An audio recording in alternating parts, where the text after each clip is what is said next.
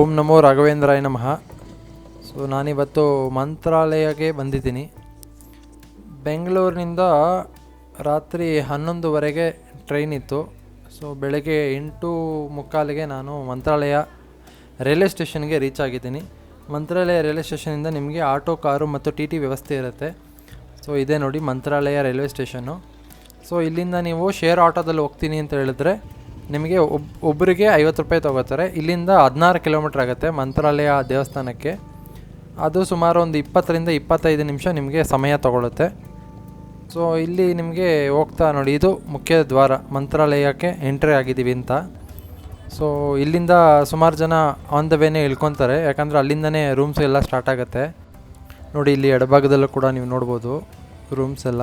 ಮತ್ತು ಬಲಭಾಗದಲ್ಲಿ ನಿಮಗೆ ಕಾರ್ ಪಾರ್ಕಿಂಗು ಮತ್ತು ಟಿ ಟಿ ಪಾರ್ಕಿಂಗ್ ಎಲ್ಲ ನಿಮಗೆ ಇಲ್ಲಿ ವ್ಯವಸ್ಥೆ ಇರುತ್ತೆ. ಇದು ದೇವಸ್ಥಾನದ ಮುಖ್ಯ ದ್ವಾರ.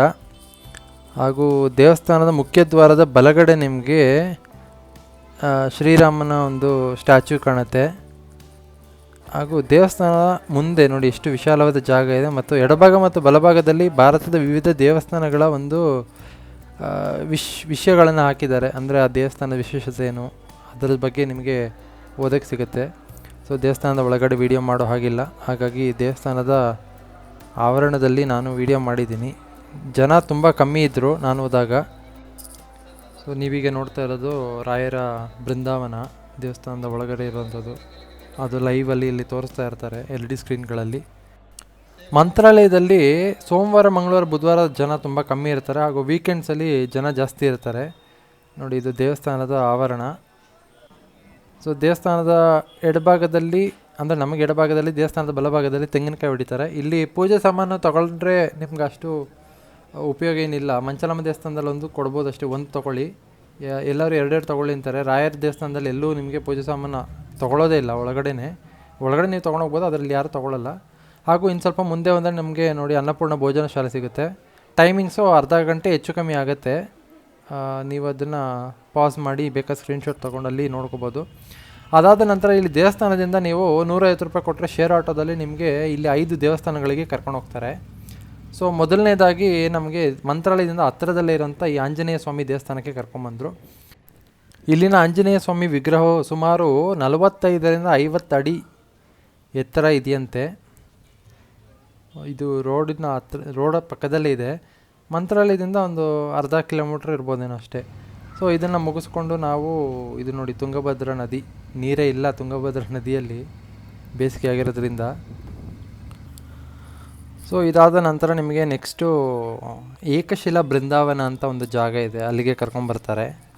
ಸೊ ಇದು ನೋಡಿ ಏಕಶಿಲಾ ಇದಿರೋದು ಪ್ರಪಂಚದಲ್ಲಿ ಏಕೈಕ ಅಂತ, ಅಂದರೆ ಒಂದೇ ಶಿಲದಲ್ಲಿ ಬೃಂದಾವನವನ್ನು ಕೆತ್ತನೆ ಮಾಡಿರೋವಂಥದ್ದು ಇದೊಂದೇ ಇರೋದು. ನೀವು ಇಲ್ಲಿ ನೋಡಿ, ನದಿ ಮಳೆಗಾಲದಲ್ಲಿ ಅಥವಾ ಚಳಿಗಾಲ ತುಂಬ ರಭಸವಾಗಿ ಹರಿಯುತ್ತೆ. ಈಗ ಬೇಸಿಗೆ ಆಗಿರೋದ್ರಿಂದ ನೋಡಿ ನೀರು ತುಂಬ ಕಮ್ಮಿ ಇದೆ. ಇಲ್ಲಿ ಮೀನು ಹಿಡಿಯೋರೆಲ್ಲ ಅಲ್ಲಿ ದೋಣಿಯಲ್ಲಿದ್ದಾರೆ. ಇಷ್ಟೆಲ್ಲ ಕಮ್ಮಿ ನೀರಿಲ್ಲ ನೋಡಿ, ಬಂಡೆ ಎಲ್ಲ ಕಾಣೋದೇ ಇಲ್ಲ ನಿಮಗೆ. ಸೊ ಇದು ಏಕಶಿಲಾ ಬೃಂದಾವನ. ಮುಂದೆಗಡೆ ಒಂದು ಚಿಕ್ಕದಾಗಿ ದೇವಸ್ಥಾನ ಇದೆ. ಇಲ್ಲಿ ಒಂದು ಶಿವನ ವಿಗ್ರಹವೂ ಇದೆ.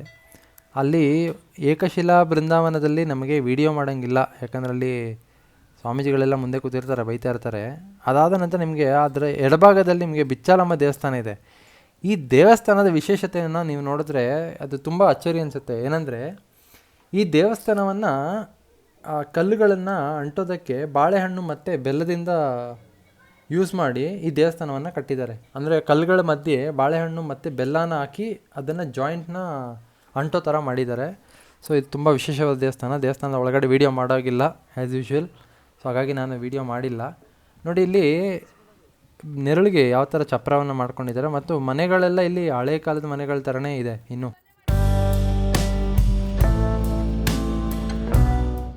ಅದಾದ ನಂತರ ನೀವು ಸ್ವಲ್ಪ ಮುಂದೆ ಬಂದರೆ ನಿಮಗೆ ಅಪ್ಪಣ್ಣಾಚಾರ್ಯವರ ಮನೆ ಸಿಗುತ್ತೆ. ಅಪ್ಪಣ್ಣಾಚಾರಿ ಯಾರು ಅಂದರೆ ಇವರು ರಾಘವೇಂದ್ರ ಸ್ವಾಮಿಗಳ ಶಿಷ್ಯರು ಅಂತ ಹೇಳ್ತಾರೆ. ಮತ್ತು ರಾಘವೇಂದ್ರ ಸ್ವಾಮಿಗಳು ಈ ಮನೆಯಲ್ಲಿ ಸುಮಾರು 13 ವರ್ಷಗಳ ಕಾಲ ವಿಶ್ರಾಂತಿಯನ್ನು ಪಡೀತದೆ, ಅಂದರೆ ಇಲ್ಲಿ ವಾಸಿಸ್ತಿದ್ರಂತೆ. ನೋಡಿ ಅಲ್ಲೆಲ್ಲ ಅದರ ಚಿತ್ರಣವನ್ನು ನಿಮಗೆ ನೋಡ್ಬೋದು. ರಾಯರ ಫೋಟೋಗಳಾಗಲಿ ಅಥವಾ ರಾಯರ ಬುಕ್ಸ್ಗಳಾಗಲಿ, ಇಲ್ಲಿ ರಾಯರದು ಒರಿಜಿನಲ್ ಫೋಟೋ ಮತ್ತು ಅವರದು ಸಿಗ್ನೇಚರ್ ಸಿಗುತ್ತಂತೆ. ಇದೇ ಜಾಗದಲ್ಲಿ ರಾಯರು ಮಲ್ಕೊಳ್ತಾ ಇದ್ದಂಥ ಜಾಗ ಇದು. ನೋಡಿ ಈ ಜಾಗ, ಇದು ಜನ ಎಲ್ಲ ಹೋಗ್ತಾರೆ ಅಂತ ಸುತ್ತ ಗ್ರಿಲ್ಲಿಂಗ್ ಎಲ್ಲ ಹಾಕಿ ಇದು ಮಾಡಿದ್ದಾರೆ. ಈ ಮನೆಯಲ್ಲಿ ಅಪ್ಪಣಾಚಾರ್ಯರ ಮನೆ ಇದು. ನೀವು ಇಲ್ಲಿ ಮಂತ್ರಾಲಯಕ್ಕೆ ಬಂದರೆ ಇದನ್ನು ನೋಡ್ಬೋದು. ಸೊ ಇದಾದ ನಂತರ ನಾವು ಆಟೋದಲ್ಲಿ ಮತ್ತೆ ಮುಂದೆ ಹೋಗ್ತಾ ಪಂಚಮುಖಿ ದೇವಸ್ಥಾನಕ್ಕೆ ಬಂದ್ವಿ. ಪಂಚಮುಖಿ ದೇವಸ್ಥಾನದಲ್ಲಿ ನಿಮಗೆ ಪಂಚಮುಖಿ ಆಂಜನೇಯನ ದೇವಸ್ಥಾನ ಮತ್ತು ಆಂಜನೇಯನ ಪಾದುಕೆಯ ದೇವಸ್ಥಾನ ಕೂಡ ಇಲ್ಲಿದೆ. ನಿಮಗೆ ಮೊದಲನೇದಾಗಿ ಇಲ್ಲಿ ಅಂಗಡಿಗಳೆಲ್ಲ ಇರ್ತವೆ, ಇಲ್ಲಿ ಪೂಜೆ ಸಾಮಾನು ಏನಾದರೂ ಬೇಕಾದ್ರೆ ನೀವು ತೊಗೋಬೋದು. ಅದನ್ನು ಮುಗಿಸ್ಕೊಂಡು ನೀವು ಮುಂದೆ ದೇವಸ್ಥಾನದ ಬಲಗಡೆಯಿಂದ ಹಿಂಗಿಂದ ಎಂಟ್ರಿ ಆದರೆ ಮೊದಲನೇದಾಗಿ ನೋಡಿ ಬಲಗಡೆ ಸ್ವಲ್ಪ ಇಲ್ಲಿ ಅಂಗಡಿ ಎಲ್ಲ ಇದೆ. ನೋಡಿ ಇದು ಆಂಜನೇಯನ ಪಾದುಕೆಯ ದೇವಸ್ಥಾನ. ಪಾದುಕೆಯ ವಿಡಿಯೋ ಮಾಡೋ ಹಾಗಿಲ್ಲ, ಹಾಗಾಗಿ ನಾನು ವಿಡಿಯೋ ಮಾಡಿಲ್ಲ. ಆ ದೇವಸ್ಥಾನಕ್ಕೆ ಹೋದರೆ ಆಂಜನೇಯನ ಪಾದುಕೆ ಕಾಣುತ್ತೆ. ಇದನ್ನು ನೀವು ಈ ದೇವಸ್ಥಾನವನ್ನು ಮುಗಿಸ್ಕೊಂಡು ನೀವು ಎಡಭಾಗದಲ್ಲಿ ನೋಡಿ ಇಲ್ಲಿ ಮೆಟ್ಲು ಹತ್ಕೊಂಡು ನೀವು ಹೋದರೆ ದೇವಸ್ಥಾನಕ್ಕೆ ಹೋಗ್ತೀರಾ. ಹಿಂಗೆ ಮೆಟ್ಲು ಹತ್ಕೊಂಡು ಹೋದರೆ ಇಲ್ಲಿ ಕೂಡ ಒಳಗಡೆ ವಿಡಿಯೋ ಮಾಡೋಂಗಿಲ್ಲ. ಸೊ ಇಲ್ಲಿ ದೇವಸ್ಥಾನದ ಒಳಗಡೆ ಹೋದರೆ ನಿಮಗೆ ಇಲ್ಲಿ ಎಂಟ್ರಾಗಿ ನೋಡಿ ಈ ಜಾಗದಿಂದ ಎಕ್ಸಿಟ್ ಆಗೋದು. ಅಲ್ಲಿ ಒಳಗಡೆ ವಿಡಿಯೋ ಮಾಡೋಂಗಿಲ್ಲ. ಅದನ್ನು ಮುಗಿಸ್ಕೊಂಡು ನಾವು ನೆಕ್ಸ್ಟು ಮಂತ್ರಾಲಯಗೆ ಹೊರಟ್ವಿ ನಮ್ಮ ಶೇರ್ ಆಟೋದಲ್ಲಿ. ಈ ಶೇರ್ ಆಟೋಗೆ ನಾನು ಹೇಳಿದ್ನಲ್ಲ ಆಗಲೇ, 150 ರೂಪಾಯಿ ಕೊಟ್ಟರೆ ನಿಮಗೆ ಸುಮಾರು 4 ರಿಂದ 5 ದೇವಸ್ಥಾನಗಳು ಎಲ್ಲ ಕವರ್ ಆಗುತ್ತೆ. ಅದಾದ ನಂತರ ನಾನು ಸ್ವಲ್ಪ ಹೊತ್ತು ದೇವಸ್ಥಾನದ ಆವರಣದಲ್ಲಿ ಕೂತ್ಕೊಂಡು ಈ ಮಕ್ಕಳೆಲ್ಲ ಆಟಾಡ್ತಾಯಿದ್ರು, ಅದೆಲ್ಲ ನೋಡಿಕೊಂಡು, ಹಾಗೂ ದೇವಸ್ಥಾನದ ಹಿಂಭಾಗದಲ್ಲಿ ನಿಮಗೆ ತುಂಗಭದ್ರಾ ನದಿಯ ತೀರ ಇದೆ. ಆ ದೇವಸ್ಥಾನಕ್ಕೆ ಹೋಗ್ತಾ ನಿಮಗೆ ಅಕ್ಕಪಕ್ಕದಲ್ಲಿ ಅಂಗಡಿಗಳನ್ನ ಕೂಡ ನೀವು ನೋಡ್ಬೋದು. ಸೊ ಇನ್ನೇನು ಸಂಜೆ ಆಗ್ತಾಯಿತ್ತು, ಸೂರ್ಯ ಮುಳುಗೋ ಟೈಮು. ನೋಡಿ ಇದು ದೇವಸ್ಥಾನದ ಹಿಂಭಾಗ. ಇಲ್ಲಿ ಎಡಭಾಗದಲ್ಲಿ ನಿಮಗೆ ದೇವಸ್ಥಾನ ಕಾಣುತ್ತೆ, ಬಲಭಾಗದಲ್ಲಿ ನಿಮಗೆ ಅಲ್ಲಿ ತುಂಗಭದ್ರಾ ನದಿಯ ತೀರ ಕಾಣುತ್ತೆ.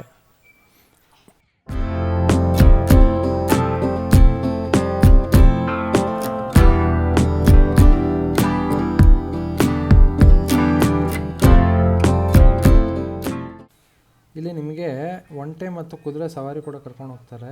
ಇಲ್ಲಿ ನೋಡಿ 2 ಒಂಟೆ ಇದೆ. ಇವತ್ತು ಜನ ಇರೋದ್ರಿಂದ ಸ್ವಲ್ಪ ರೆಸ್ಟ್ ಇವಕ್ಕೆ. ಸೊ ಇದು ಒಂದಕ್ಕೆ 10 ವರ್ಷ, ಇನ್ನೊಂದಕ್ಕೆ 20 ವರ್ಷ.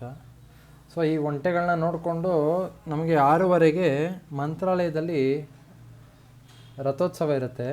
ಸೊ ಅದಕ್ಕೆ ನಾನು ಹೋಗ್ತಾ ಇದ್ದೀನಿ, ಬನ್ನಿ ಹೋಗೋಣ.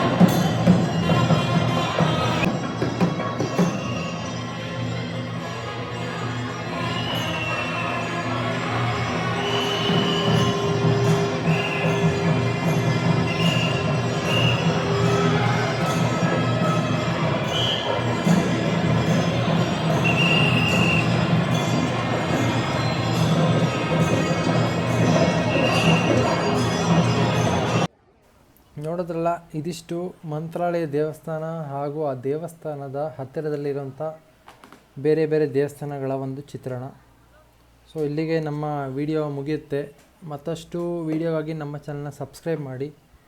ಹಾಗೂ ರಾತ್ರಿಯಲ್ಲಿ ಮಂತ್ರಾಲಯ ದೇವಸ್ಥಾನದ ನೋಡಿ ಲೈಟಿಂಗ್ಸ್ನ ನೋಡಿಕೊಂಡು ನಾವು ಇವತ್ತಿನ ಈ ವಿಡಿಯೋನ ಮುಗಿಸೋಣ. ಓಂ ರಾಘವೇಂದ್ರಾಯ ನಮಃ. ಎಲ್ರಿಗೂ ಒಳ್ಳೆಯದಾಗಲಿ. ಧನ್ಯವಾದಗಳು.